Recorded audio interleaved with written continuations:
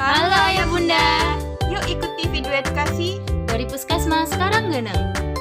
Hai Bunda, tahukah Bunda bahwa anak memiliki hak dasar untuk mendapatkan perkembangan fisik sesuai dengan usianya?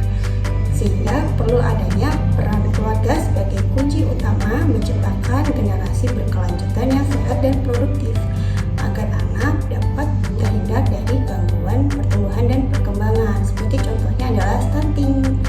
Menurut WHO, stunting adalah gangguan pertumbuhan dan perkembangan anak akibat kekurangan gizi kronis atau kekurangan gizi dalam jangka waktu yang lama, atau bisa juga karena adanya infeksi berulang yang ditandai dengan panjang atau tinggi badan anak berada di bawah standar dari kurva WHO. Berikut adalah grafik prevalensi stunting di Indonesia.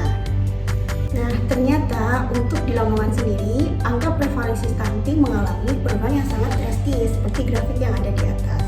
Stunting dapat dicegah Bunda. Bagaimana caranya? 1000 hari pertama kehidupan bayi adalah masa penting untuk pencegahan stunting. Yang pertama, selama kehamilan, Bunda wajib konsumsi zat gizi yang cukup seperti asam folat dan zat besi yang tepat. Yang kedua, Bunda dianjurkan melakukan pemeriksaan antenatal care secara rutin pada fasilitas kesehatan terdekat.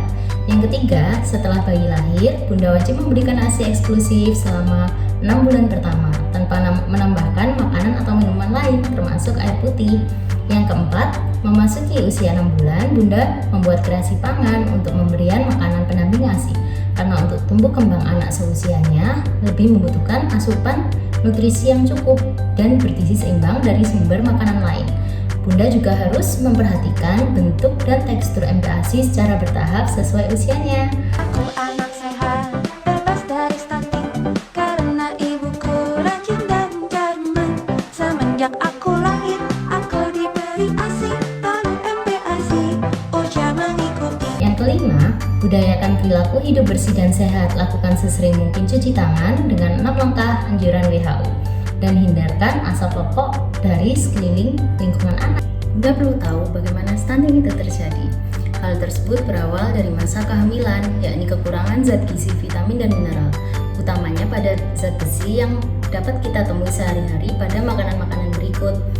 Setelah anak lahir, tidak diberikan ASI eksklusif sampai 6 bulan pertama.